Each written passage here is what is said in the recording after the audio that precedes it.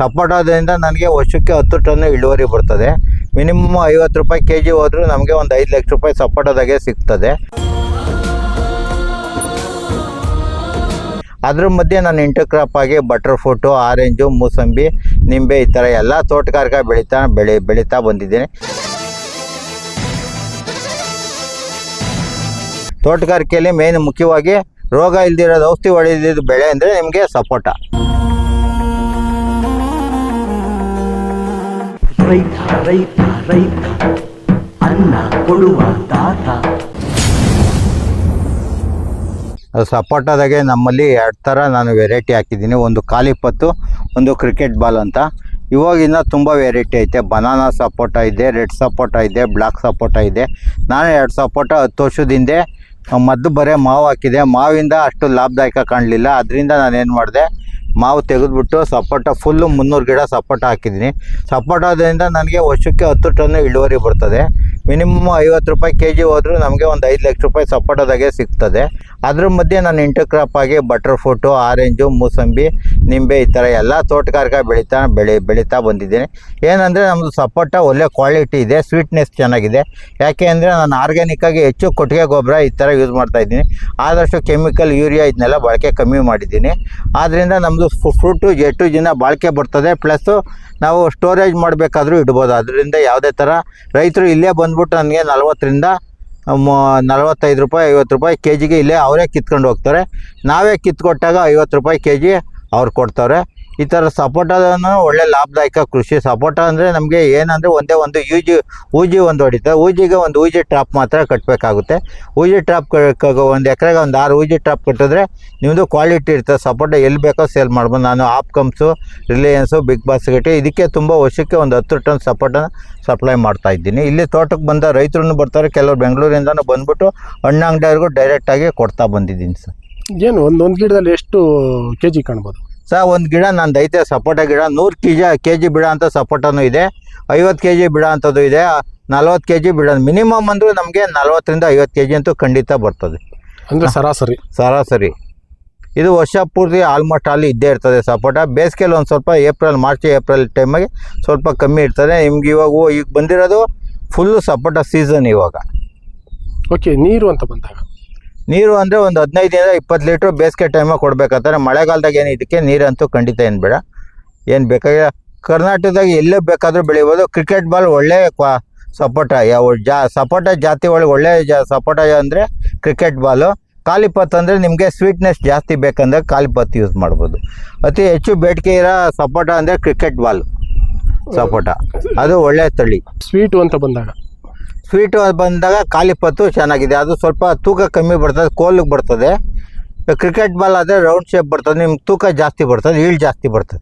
Cricket ball ಕಾಲಿಪತ್ತು ಸ್ವಲ್ಪ ಕಾಯಿ ಜಾಸ್ತಿ ಬರ್ತದೆ, ಅಂದರೆ ತೂಕ ಕಮ್ಮಿ ಬರ್ತದೆ. ಈ ಎರಡೇ ಡಿಫ್ರೆಂಟು, ಕಾಲಿಪತ್ಗೂ ಕ್ರಿಕೆಟ್ ಬಾಲ್ಗೆ ಡಿಫ್ರೆಂಟು. ಇನ್ನೊಂದು ಬನಾನಾ ಸಪೋಟ ಅಂದರೆ ಅದು ತುಂಬ ಸ್ವೀಟು. ಬನಾನಾ ಸಪೋಟ ಅದು ಇವಾಗ ಒಂದು 5 ಗಿಡ ಹಾಕಿದ್ದೀನಿ, ಯಾವ ಥರ ಈಲ್ಡ್ ಬರ್ತದೆ ನೋಡೋಣ ಅಂತ. ಅದು ಬನಾನಾ ಥರ ಇರ್ತದೆ. ಸ್ವೀಟ್ನೆಸ್ ಮಾತ್ರ ತುಂಬ ಇದೆ. ಎಲ್ಲದಕ್ಕಿಂತ ಜಾಸ್ತಿ ಸ್ವೀಟ್ ಅಂದರೆ ಬನಾನಾ ಸಪೋಟ. ಅದು ಬೇಡಿಕೆ ಅಂದರೆ ತುಂಬ ಬೇಡಿಕೆ ಇದೆ. ಇವಾಗ ಸ್ವಲ್ಪ ಕೆಲವು ರೈತರು ಈ ಥರ ವೆರೈಟಿಗಳನ್ನ ಹುಡುಕಿ ಬೆಳೀತಾ ಬಂದಿದ್ದಾರೆ. ನಾನು ಇವಾಗ ಅದನ್ನು ನೋಡೋಣ ಅಂದ್ಬಿಟ್ಟು ನಮ್ಮ ತೋಟದಾಗೆ ಬನಾನಾ ಸಪೋಟನ ಸ್ವಲ್ಪ ಹಾಕಿ ಒಂದು 5 ಗಿಡ ಹಾಕಿದ್ದೀನಿ. ಅದು ಯಾವ ಥರ ಇಳುವರಿ ಬರ್ತದೆ, ನಮ್ಮ ಕ್ಲೈಮೇಟ್ಗೆ ಯಾವ ಥರ ಸೆಟ್ ಆಗುತ್ತೆ ಅಂತ ನೋಡಿಬಿಟ್ಟು ನಾನು ಬೆಳೀತಾ ಬಂದಿದ್ದೇನೆ. ಹೆಚ್ಚು ನಾನು ಸಪೋಟನೇ ಜಾಸ್ತಿ ಬೆಳೆದಿರೋದು. ಅಂದರೆ ಇದು ವರ್ಷಕ್ಕೆ ಒಂದೇ ಬೆಳೆನಾ? ಇದು ವರ್ಷಕ್ಕೆ ಒಂದೇ ಬೆಳೆ ಸರ್. ಒಂದ್ಸರಿ ಹೂವಾಗಿ ನಿಮ್ಗೆ ಬಂದ್ಬಿಟ್ಟು ಅಂದರೆ ಆಲ್ಮೋಸ್ಟ್ ಅಲ್ಲಿ ವರ್ಷ ಪೂರ್ತಿ ಇರ್ತದೆ. ಥ್ರೋಔಟ್ ನಿಮಗೆ ಒಂದು 10 ತಿಂಗಳಂತೂ ಕಂಟಿನ್ಯೂಸ್ ಆಗಿ ಕಾಯಿ ಇದ್ದೇ ಇರ್ತದೆ. ಏನೋ ಕಾಯಿ ಕಮ್ಮಿ ಆಯಿತು, ಸ್ವಲ್ಪ ಈಲ್ಡ್ ಕಮ್ಮಿ ಆಗ್ತದೆ. ನಿಮ್ಗೆ ಆದಷ್ಟು ನಿಮಗೆ ಇವಾಗ ನೋಡಿ, ನಮಗೆ ಫೆಬ್ರವರಿ ಜೂನಾಗಿ ಸ್ಟಾರ್ಟ್ ಆಗಿರೋದು. ಇವಾಗ ನಮ್ಗೆ ಆಗಲೇ ಮಾರ್ಚ್ ಏಪ್ರಿಲ್ ಬಂತು. ಹೋದನೇ ವರ್ಷ ಜೂನಿಂದ ಕಂಟಿನ್ಯೂಸ್ ಆಗಿ ಇವಾಗ ನಮಗೆ ಕಾಯಿ ಕಂಟಿನ್ಯೂಸ್ ಸಿಗ್ತಾನೆ ಇದೆ. ನಮಗೆ ವರ್ಷಕ್ಕೆ ಅಮ್ಮಮ್ಮ ಅಂದರೆ ಇವಾಗ 300 ಗಿಡಕ್ಕೆ ನಮ್ಗೆ 10 ಟನ್ ಬರ್ತದೆ. 50 ರೂಪಾಯಿ kg ಹಂಗೆ ಕೊಟ್ಟರು ನಮಗೆ ಒಂದು 5 ಲಕ್ಷ ರೂಪಾಯಿ ಸಪೋಟದಾಗೆ. ತುಂಬ ಲಾಭದಾಯಕ ಕೃಷಿ ಅಂದರೆ ನಿಮಗೆ ಸಪೋಟ ಅಂತ ಹೇಳೋಕ್ಕೆ ಇಷ್ಟಪಡ್ತೀನಿ. ಪೋಷಕನೇ ಯಾವ ಥರ ಅಂತ? ಪೋಷಕನೇ ಅಂದರೆ ನಿಮಗೆ ಒಂದು 6 ತಿಂಗಳು, ಫಸ್ಟು ಏಪ್ರಿಲ್ ಮೇ ಒಳಗೆ ಒಂದು 2 ಮಂಕ್ರಿ ಕೊಟ್ಟಿಗೆ ಗೊಬ್ಬರ, ಬೇವಿನ ಹಿಂಡಿ ಈ ಥರ ಎಲ್ಲ ಸ್ವಲ್ಪ ಮಿಕ್ಸ್ ಮಾಡಿಬಿಟ್ಟು ನಾವು ಕೊಟ್ಟಿಗೆ ಒಂದು 2 ಮಂಕ್ರಿ ಹಾಕ್ಬೇಕು. 2 ಮಂಕ್ರಿ ಅಂದರೆ ಒಂದು 40-50 kg ಒಂದು ಗಿಡಕ್ಕೆ ಕೊಟ್ಟರೆ ನಿಮ್ಗೆ ಆಮೇಲೆ ಏನು ಅಂತ ಮೇಂಟೆನೆನ್ಸ್ ಬರೋ. ನೀರು ಒಂದು ಕೊಡಬೇಕು, ಸತ್ತೆ ಒಂದು ಕಿತ್ಕೊಬೇಕು ಅಷ್ಟೇ. ಸತ್ತೆ ಕಳೆ ಇಲ್ದಂಗೆ ನೋಡ್ಕೊಬೇಕು. ಸ್ವಲ್ಪ ಊಜಿ ಟ್ರಾಪ್ ಕಟ್ಟಬೇಕಾಗುತ್ತೆ. ಅದು ಬಿಟ್ಟರೆ ಬೇರೆ ಏನು ಮೇಂಟೆನೆನ್ಸ್ ಇದೆ ಏನು ಅಂಥ ಮೇಂಟೆನೆನ್ಸ್ಗೆ ಔಷಧಿ ಏನು ಹೊಡೆಯೋಂಗೇ ಇಲ್ಲ. ಸಪೋಟಗೆ ಅಂದರೆ ಇವಾಗ ರಾಗಿ ಹೆಂಗೆ ಬೆಳೀತಾರೋ ಈ ಸಪೋಟ ಗಿಡ ಆ ಥರ. ತೋಟಗಾರಿಕೆಯಲ್ಲಿ ಮೇನ್ ಮುಖ್ಯವಾಗಿ ರೋಗ ಇಲ್ದಿರೋದು ಔಷಧಿ ಹೊಡೆದಿದ್ದು ಬೆಳೆ ಅಂದರೆ ನಿಮಗೆ ಸಪೋಟ. ಇವಾಗ ಏನಾಗಿದೆ, ಕರ್ನಾಟಕದಾಗ ಮೊದಲು ತುಂಬ ಬೆಳೀತಿದ್ರು, ಒಂದ್ಸರಿ ರೇಟ್ ಕಮ್ಮಿ ಆಗಿಬಿಟ್ಟು ಒಂದು 10 ರೂಪಾಯಿ ರೇಟಿಗೆ ಬಂದುಬಿಟ್ರು. ಸೀಬೆ ಗಿಡ ಕಿತ್ತಾಕ್ನಾಗ ಈ ಸಪೋಟ ಗಿಡ ಕಿತ್ತಾಕ್ಬಿಟ್ರು. ಇವಾಗ ಅದರಿಂದ ಈ 40 ರೂಪಾಯಿ 50 ರೂಪಾಯಿ ರೇಟ್ಗೆ ಹೋಗ್ಬಿಟ್ಟಿದೆ. ಇವಾಗ ಆಲ್ಮೋಸ್ಟ್ ಆಲ್ ಆಂಧ್ರದಿಂದ ಜಾಸ್ತಿ ಇದೆ, ಹೆಚ್ಚು ಬರ್ತಾ ಇದೆ ಬೆಂಗಳೂರಿಗೆ. ಆಂಧ್ರ ಬೆಳಗಾಂ ಸೈಡಿಂದ ಹೆಚ್ಚು ಸಪೋಟ ಬಳ್ಳಾರಿ ಕಡೆಯಿಂದ. ಇವಾಗ ಬೆಂಗಳೂರು ಸರೌಂಡಿಂಗು ನಾವು ಮಾತ್ರ ಯಾವುದೇ ಥರ ಸಪೋಟ ಒಂದು ಗಿಡನೂ ತೆಗೆದಿಲ್ಲ. ಒಂದು 300 ಗಿಡದಿಂದ ನಮಗೆ ಸರಾಸರಿ ಅಂದರೂ 5 ರಿಂದ 10 ಟನ್ ಕಾಯಿ ವರ್ಷಕ್ಕೆ ಬರ್ತದೆ ಸರ್. ಮುಖ್ಯವಾಗಿ ರೈತರು ಯಾವುದೇ ಆಗಿದ್ರೆ ನಾವು ಫಸ್ಟು ಮಾರ್ಕೆಟಿಂಗ್ ಕಲ್ತ್ಕೊಬೇಕು. ಮಾರ್ಕೆಟಿಂಗ್ ತಿಳ್ಕೊಂಡು ಬೆಳೆದಾಗ ತುಂಬ ಒಳ್ಳೆಯದು, ಯಾವುದೇ ಥರ ಲಾಸ್ ಆಗೋಲ್ಲ. ನಾವು ಏರಿಯಾಕ್ಕೆ ಯಾವ್ದು ಬೆಳಿಬೇಕು, ಯಾವ ಹವಾಗುಣಕ್ಕೆ ಸೆಟ್ ಆಗುತ್ತೆ, ಇದು ಮುಖ್ಯವಾಗಿ ರೈತರು ತಿಳ್ಕೊಂಡು ಬೆಳೆಯೋದು ತುಂಬ ಒಳ್ಳೆಯದು ಸರ್. ಯಾವುದೇ ಬೆಳೆ, ನೀವು ತೋಟಗಾರಿಕೆನ ಬೆಳೀರಿ, ತರಕಾರಿನೇ ಬೆಳೀರಿ, ಅದ್ರ ಬಗ್ಗೆ ನಾವು 100% ತರೋ ಇರಬೇಕು ಅನ್ನೋಕ್ಕೆ ಹೇಳೋಕ್ಕೆ ನಾನು ಇಷ್ಟಪಡ್ತೀನಿ. ತಿರ್ಗಾ ಮಾರ್ಕೆಟಿಂಗ್ ಫಸ್ಟು ತಿಳ್ಕೊಬೇಕು, ನಾವು ಎಲ್ಲಿ ಮಾರ್ಕೆಟಿಂಗ್ ಮಾಡಬೇಕು. ಇವಾಗ ಮಧ್ಯವರ್ತಿ ಬರಲಿಲ್ಲ ಅಂದರೆ ನಾವೇ ತಗೊಂಡೋಗಿ ಮಾರ್ಕೆಟ್ ಹಾಕಬೇಕು. ಅದನ್ನು ನಾವು ಆಪ್ಕಮ್ಸ್ ಇರ್ಬೋದು, ರಿಲಯನ್ಸ್ ಇರ್ಬೋದು, ನಿಮ್ಮದು ಗುಣಮಟ್ಟ ಚೆನ್ನಾಗಿ ಕಾಪಾಡಬೇಕು. ಹಣ್ಣಿನ ಗುಣಮಟ್ಟ ಇದ್ದರೆ ನೀವು ಎಲ್ಲಿ ಬೇಕಾದರೂ ಸೇಲ್ ಮಾಡ್ಬೋದು. ಅದಕ್ಕೆ ಯಾವುದೇ ಥರ ಲಾಸ್ ಅನ್ನೋ ಪ್ರಶ್ನೆನೇ ಬರೋಲ್ಲ. ಈಗ ಜಾಸ್ತಿ ರೈತರುಗಳು ಕೆಲವೊಂದು ಈಗ ಈಲ್ಡ್ ಅಂತಂದ್ರೆ ಈ ಸಪೋಟ ಗಿಡ ಆಗಿರ್ಬೋದು ಅಥವಾ ಬೇರೆ ಯಾವ್ದನ್ನ ಹಣ್ಣಿನ ಗಿಡ ಆಗಿರ್ಬೋದು, ತರಕಾರಿಗಳಾಗಿರ್ಬೋದು, ಅದಕ್ಕೆ ಕೆಮಿಕಲ್ನ ಉಪಯೋಗ ಮಾಡೋ ಅಂತ ಒಂದು ಪ್ರವೃತ್ತಿ ಪ್ರಾರಂಭ ಆಗ್ಬಿಟ್ಟೈತೆ. ಈಗ ಎಷ್ಟೋ ಜನ ಕೆಲವರು ರಾಸಾಯನಿಕ ಮುಕ್ತ ಒಂದು ಹಣ್ಣನ್ನು ಕೊಡುವಂಥ ನಿಟ್ಟಿನಲ್ಲಿ ಒಂದು ಪ್ರಗತಿ ಸಾಧಿಸ್ತಾ ಇದ್ದಾರೆ. ಅದ್ರ ಬಗ್ಗೆ ತಾವು ಹೇಳೋದಾದ್ರೆ? ಖಂಡಿತ ಈ ಸಪೋಟ ಇದೆಯಲ್ಲ, ನಿಮಗೆ ರಾಸಾಯನ ಮುಕ್ತ ಬೆಳೆಯೋಕ್ಕೇನು ತೊಂದರೆ ಇಲ್ಲ. ಇದಕ್ಕೆ ನಿಮ್ಗೆ ಯಾವುದೇ ಥರ ಕೆಮಿಕಲ್ ಹೊಡೆಯೋಂಗಿಲ್ಲ, ಫುಲ್ಲು ಟೋಟಲಿ ಆರ್ಗ್ಯಾನಿಕ್ಕಾಗಿ ಬೆಳಿಬೋದು. ಯಾವುದೇ ಥರ ಹಣ್ಣಿಗಾಗಲಿ ಯಾವುದೇ ಊಜಿ ಒಂದು ಬಿಟ್ಟರೆ ಇನ್ಯಾವುದೂ ಇದಕ್ಕೆ ರೋಗನೇ ಬರಲ್ಲ. ನಾನು ಕಂಡಾಗ ನಾನು 10 ವರ್ಷದಿಂದ ಇದಕ್ಕೆ ಬೆಳೀತಾ ಬಂದು, ನಮ್ದು ಇದು ನೋಡ್ತಾ ಇರೋ 10 ವರ್ಷದ ಗಿಡ ಇದು. ಯಾವುದೇ ಥರ ಒಂಚೂರು ರೋಗ ಇಲ್ಲ. ಸಪೋಟಾಗೂ ಅಂತ ಊಜಿ ಒಂದು ಬಿಟ್ಟರೆ ಇನ್ಯಾವುದೂ ರೋಗ ಬರಲ್ಲ. ಊಜಿ ಬರೋಕ್ಕೆ ನಾವು ಊಜಿ ಟ್ರಾಪ್ ಒಂದು ಕಟ್ಕೊಂಡ್ರೆ ಮುಗೀತು ಸರ್. ಇದು ಯಾವುದೇ ಥರ ಕೆಮಿಕಲ್ ಸ್ಪ್ರೇ ಇಲ್ದಿದ್ದು ಬೆಳೆ ಅಂದರೆ ಇದೊಂದೇ ಸಪೋಟ.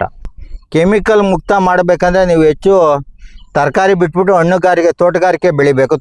ತೋಟಗಾರಿಕೆಯಲ್ಲಿ ಯಾವ ಹಣ್ಣು ಬೆಳೆದ್ರೆ ನಮಗೆ ಮಾರ್ಕೆಟಿಂಗ್ ಇಲ್ಲಿ ನಿಯರೆಸ್ಟ್ ಮಾರ್ಕೆಟ್ ಯಾವುದಿದೆ ಅದು ನೋಡ್ಕೊಂಡು ನಾವು ಬೆಳಿಬೇಕು. ಇವಾಗ ದೂರ ಮಾರ್ಕೆಟ್ ತಗೊಂಡೋಗೋಕ್ಕೆ ಅಂದರೆ ಟ್ರಾನ್ಸ್ಪೋರ್ಟೇಷನ್ ಎಲ್ಲ ಜಾಸ್ತಿ ದೂರ. ಇವಾಗ ಬಾಂಬೆಗೆ ಹೋಗ್ಬೇಕು, ಅಲ್ಲಿಗೆಲ್ಲ ಹೋಗ್ಬೇಕು ಅಂದಾಗೆ ನಮಗೆ ಅಂದರೆ ಕಾಂಪಿಟೇಷನ್ ಇಟ್ಕೊಬೇಡ್ದು. ಎಲ್ಲ ಇವಾಗ ಒಂದು ರೇಟ್ ಆಗಿದ್ರೆ ಬರೀ ಅದೇ ಗಿಡ ಹಾಕ್ಬಿಡೋದು, ಒಂದ್ರ ಮೇಲೆ ಡಿಪೆಂಡ್ ಆಗಿ ಬೆಳಿಬಾರ್ದು ಸರ್. ಎಲ್ಲ ಮಿಶ್ರ ಬೆಳೆ ಆಗಿ ಇವಾಗ ನೋಡಿ, ಒಂದಷ್ಟು ಸಪೋಟ, ಒಂದಷ್ಟು ಬಟರ್ ಫ್ರೂಟು, ಒಂದಷ್ಟು ಮೂಸಂಬಿ, ಒಂದಷ್ಟು ಕಿತ್ಲೆ, ಈ ಥರ ಹಣ್ಣಿನ ಬೆಳೆ ಒಂದು 3-4 ಜಾತಿ ಇಟ್ಕೊಂಡಿರ್ಬೇಕು. ಒಂದು ಬೆಲೆ ಸಿಕ್ಕಿಲ್ಲ ಅಂದರೆ ಇನ್ನೊಂದದ್ದು ಖಂಡಿತ ಸಿಗ್ತದೆ. ಅವಾಗ ಲಾಸ್ ಆಗೋ ಚಾನ್ಸನ್ನೇ ಬರಲ್ಲ. ತಾವು ಪ್ರಗತಿಪರ ರೈತರು, ತಮಗೆ ಯಾವ್ಯಾವ ಪ್ರಶಸ್ತಿ ಸಿಕ್ಕಿದೆ ಅಂತ? ನನಗೆ ರಾಮನಗರ ಜಿಲ್ಲಾ ಅವಾರ್ಡ್ ಬಂದಿದೆ, ಅತ್ಯುತ್ತಮ ರೈತ ಪ್ರಶಸ್ತಿ ಬಂದಿದೆ. ಆಮೇಲೆ ತೋಟಗಾರಿಕೆ ಮರಿಗೌಡ ತೋಟಗಾರಿಕೆ ಪ್ರಶಸ್ತಿ ಬಂದಿದೆ. ಆಮೇಲೆ ಮಿಲಿಯನ್ ಅವಾರ್ಡ್ ಅಂತ ಡೆಲ್ಲಿಲಿ ಮಿಲಿಯನ್ ಅವಾರ್ಡ್ ಕೊಟ್ಟಿದ್ದಾರೆ. ಕೃಷಿ ಪಂಡಿಟ್ ಉದ್ಯಾನಮುಖಿ ಪ್ರಶಸ್ತಿ ಬಂದಿದೆ. ತುಂಬ ಪ್ರಶಸ್ತಿಗಳು ಬಂದಿದೆ. ಅದ್ರ ಜೊತೆಗೆ ಮುಖ್ಯವಾಗಿ ನಾನು ಒಬ್ಬನೇ ಬೆಳೆಯೋದು ಮುಖ್ಯ ಅಲ್ಲ, ತುಂಬ ಆಲ್ ಓವರ್ ಕರ್ನಾಟಕದ ತುಂಬ ರೈತರನ್ನ ನಾನು ಕೃಷಿಗೆ ಅಡಾಪ್ಟ್ ಮಾಡಿದ್ದೀನಿ. ಅದು ಮುಖ್ಯ. ನಾನು ಎಷ್ಟು ಬೆಳಿತೀನಿ ಅದೇ ಥರ ಒಂದು 10 ಜನ ರೈತರು ಬೆಳಿಬೇಕನ್ನೋದು ನಮ್ಮ ಉದ್ದೇಶ. ಈಗ ನೀವು ಒಬ್ಬರು ಪ್ರಗತಿಪರ ರೈತರಾಗಿ ಉತ್ತಮ ಬೆಳೆ ಬೆಳೆದಿದ್ರ, ಜೊತೆಗೆ ಒಳ್ಳೊಳ್ಳೆ ಪ್ರಶಸ್ತಿಗಳು ತೊಗೊಂಡಿದ್ರ, ನಿಮ್ಗೆ ಏನು ಅನಿಸ್ತಾ ಇದೆ ಅಂತ? ನಮ್ಗೇನಂದ್ರೆ ನಮ್ಮ ಥರ 10 ಜನ ರೈತರು, ನಾವು ಒಬ್ಬನೇ ಬೆಳೆಯೋದು ಮುಖ್ಯ ಅಲ್ಲ, ನಮ್ಮ ಥರ 10 ಜನ ರೈತರು ಮುಂದುವರಿಬೇಕನ್ನೋದು ಮುಖ್ಯ ಉದ್ದೇಶ. ಎಲ್ಲರೂ ರೈತರು ಪ್ರತಿಯೊಬ್ಬರು ರೈತರನ್ನು ಬೆಳಿಬೇಕು. ಕೃಷಿಲಿ ಯಾವುದೇ ಥರ ರೈತರು ಲಾಸು ಅನ್ನೋ ಪ್ರಶ್ನೆಗೆ ಬರಬಾರ್ದು. ಪ್ರತಿಯೊಬ್ಬರು ಲಾಭದಾಯಕ ಕೃಷಿ ಮಾಡಬೇಕನ್ನೋದು. ನಾನು ತುಂಬ ಜನ ರೈತರಿಗೆ ಬಂದರೆ ನಿಮಗೆ ಏರಿಯಾಕ್ಕೆ ಏನು ಬೆಳಿಬೋದು ಅನ್ನೋದು ನಾನು ತುಂಬ ಸಜೆಷನ್ ಕೊಟ್ಟರೆ ಅವ್ರನ್ನ ಕೃಷಿಗೆ ಅಡಾಪ್ಟ್ ಮಾಡೋ ಉದ್ದೇಶ ಸರ್. ಎಷ್ಟೋ ಜನ ರೈತರುಗಳಿಗೆ ಪ್ರಶಸ್ತಿನೇ ಸಿಕ್ಕಿರಲ್ಲ, ಅಂಥದ್ರಲ್ಲಿ ನಿಮಗೆ ಸಿಕ್ಕಿರೋದಕ್ಕೆ ಏನು ಹೇಳ್ತೀರಾ? ಅದು ನಾನು ತುಂಬ ಶ್ರಮ ಬಿದ್ದೆ, ಅಷ್ಟು ಇನ್ವಾಲ್ವ್ಮೆಂಟ್ ಇದ್ದೀನಿ ಸರ್. ನಾನು ಇನ್ವಾಲ್ವ್ಮೆಂಟ್ ಇರೋದು ನಾನು ಗುರುತಿಸಿ ನಮ್ಮ ತೋಟಗಾರಿಕೆ ಇಲಾಖೆ ಪ್ಲಸ್ ನಮ್ಮ KVK ಕೃಷಿ ವಿಜ್ಞಾನ ಕೇಂದ್ರ ಮಾಡಿದವರು ನನ್ನ ಗುರುತಿಸಿದ್ದಾರೆ. ನಾನು ಅದೇ ಥರ ರೈತರಿಗೆ ತುಂಬ ಸಜೆಷನ್ ಕೊಡ್ತೀನಿ ಸರ್, ಏನೇನು ಬೆಳಿಬೇಕನ್ನೋ ಬಗ್ಗೆ ತುಂಬ ಸಜೆಷನ್ ಕೊಡ್ತೀನಿ. ಇಂಥ ಸಜೆಷನ್ ಕೊಟ್ಕೊಂಡು ಬರ್ತಾಯಿದ್ದೀನಿ. ಅವ್ರಿಗೆ ಒಳ್ಳೆ ಗಿಡನೂ ಕೊಟ್ಟಿದ್ದೀನಿ. ಯಾವ ಥರ ಬೆಳಿಬೇಕು, ನೀವು ಎಲ್ಲಿ ಬೆಳಿಬೇಕು, ಎಲ್ಲಿ ಮಾರ್ಕೆಟಿಂಗ್ ನಿಮ್ಗೆ ಮಾಡಬೇಕು, ನಿಮಗೆ ಮಾರ್ಕೆಟ್ ಮಾಡಿದ್ರೆ ಎಲ್ಲಿ ರೇಟ್ ಸಿಗ್ತದೆ ಅನ್ನೋದ್ರ ಬಗ್ಗೆನೂ ನಾನು ತುಂಬ ಬೆಳೆಯೋ ಉದ್ದೇಶ ಒಂದೇ ಅಲ್ಲ. ನಾನು ಅವ್ರಿಗೆ ಸಜೆಷನ್ ಕೊಡಿ. ನಮ್ಮ ಥರ ರೈತರು 10 ಜನ ಬೆಳಿಬೇಕನ್ನೋದು ಮುಖ್ಯ ಉದ್ದೇಶ. ನಾನು ಹೇಳೋದು ಏನೇ ಉದ್ದೇಶ ಅಂದರೆ, ನೀವು ರೈತರು ನಾನು ಒಬ್ಬನೇ ನಂಬ್ಕೊಂಡು ಇದು ಮಾಡಬೇಡಿ. ನೀವು 10 ಜನ ಪ್ರಗತಿಪರ ರೈತರ ಹತ್ರ ಹೋಗ್ಬಿಟ್ಟು, ನಿಮ್ಮ ಜಿಲ್ಲೆಯಲ್ಲಿ ಇರ್ಬೋದು, ನಿಮ್ಮ ತಾಲೂಕಾಗಿರ್ಬೋದು, ಯಾವುದೇ ಪ್ರತಿಯೊಬ್ಬ ಜಿಲ್ಲೆಯಲ್ಲೂ ಪ್ರಗತಿಪರ ರೈತರು ಇರ್ತಾರೆ. ಅವ್ರನ್ನ ಹತ್ರ ಹೋಗಿ ನೀವು ಕನ್ಸಲ್ಟ್ ಮಾಡಬೇಕು. ಯಾವುದೇ ಬೆಳಿಬೇಕಿಂತ ಮುಂಚೆ ನೀವು ಅವ್ರನ್ನ ಹೋಗಿ ಕನ್ಸಲ್ಟ್ ಮಾಡಿ, ನಮ್ಮಲ್ಲಿ ಏನು ಬೆಳೆ ಬರ್ತದೆ, ಎಲ್ಲಿ ಮಾರ್ಕೆಟಿಂಗ್ ಮಾಡ್ಬೋದು, ಯಾವ್ದು ಬೆಳೆದ್ರೆ ನಿಮ್ಗೆ ಈಲ್ಡ್ ಆಗುತ್ತೆ, ಒಳ್ಳೆ ರೇಟ್ ಎಲ್ಲಿ ಸಿಗುತ್ತೆ, ಅದೆಲ್ಲ ನೋಡ್ಕೊಂಡು ಬೆಳೆಯೋದು ಉದ್ದೇಶ ಮುಖ್ಯ ಅನ್ನೋದು ತಿಳ್ಕೊಬೇಕನ್ನೋ ರೈತರಿಗೆ ನಾನು ಹೇಳೋಕ್ಕೆ ಇಷ್ಟಪಡ್ತೀನಿ. ಆರೋಗ್ಯ ಮುಖ್ಯ ಅಂದರೆ ಅವನು ಯಾವುದೇ ಥರ ಕೆಮಿಕಲ್ ಮುಕ್ತ ಬೆಳೆ ಬೆಳಿಬೇಕನ್ನೋ ಉದ್ದೇಶ ಇಟ್ಕೊಬೇಕು. ಲಾಭ ಮಾಡೋ ಉದ್ದೇಶದಿಂದ ಕೃಷಿ ಮತ್ತು ದಯವಿಟ್ಟು ಮಾಡಬೇಡಿ ಯಾರೂ. ನಿಮ್ಗೆ ಲಾಭ ಬಂದೇ ಬರ್ತದೆ ಇದರಿಂದ. ನೀವೆಷ್ಟು ನೀವು ಬೆಳಿತೀರಾ ಅವತ್ತು ಒಂದಿನ ಲಾಭ ಭೂಮಿ ತಾಯಿ ಕೊಡ್ತದೆ. ನೀವು ಅದು ನೋಡ್ಕೊಂಡು ನೀವು ಬೆಳೀರಿ, ಇನ್ವಾಲ್ವ್ಮೆಂಟ್ ಆಗಿ ನಿಮ್ಮ ಶ್ರಮಕ್ಕೆ ಕರೆಕ್ಟಾಗಿ ಖಂಡಿತ ಒಂದಿನ ರೇಟು ಸಿಗುತ್ತೆ, ಲಾಭನೂ ಬರ್ತದೆ. ನೀವು ಕೆಮಿಕಲ್ ಮುಕ್ತ ಬೆಳೆಯೋಕ್ಕೆ ಆದಷ್ಟು ಟ್ರೈ ಮಾಡಿ. ನೀವು ದುಡ್ಡು ಮಾಡಿಬಿಟ್ಟು ಬರೀ ನೀವು ತಗೊಂಡೋಗಿ ಹಾಸ್ಪಿಟ್ಲಿಗೆ ಇಕ್ಕ ಬದಲು ನೀವು ಒಳ್ಳೆ ಹಣ್ಣು ಒಳ್ಳೆ ಗುಣಮಟ್ಟ ತಿಂದರೆ ನಿಮ್ಮ ಆರೋಗ್ಯ ಅಲ್ಲೇ ನಿಮಗೆ ದುಡ್ಡು ಬಂದಾಗ ನಿಮ್ಮ ಮನೇಲಿ ದುಡ್ಡಿದ್ದಂಗೆ. ತಗೊಂಡೋಗಿ ನೀವು ದುಡ್ಡು ಕೋಟಿಗಟ್ಟಲೆ ಲಕ್ಷಗಟ್ಟಲೆ ದುಡ್ಡು ಮಾಡಿಬಿಟ್ಟು ನೀವು ತಗೊಂಡೋಗಿ ಡಾಕ್ಟ್ರುಗಳಿಗೆ ಹಾಸ್ಪಿಟ್ಲಿಗೆ ಇಕ್ಕ ಬದಲು ಒಳ್ಳೆ ಆರೋಗ್ಯ ಮುಕ್ತ ಸಮಾಜ ಸೃಷ್ಟಿ ಮಾಡಿ ನೀವು ಆರೋಗ್ಯವಾಗಿರಿ ಅನ್ನೋದು ನಾನು ಹೇಳೋಕ್ಕೆ ಇಷ್ಟಪಡ್ತೀನಿ ಸರ್.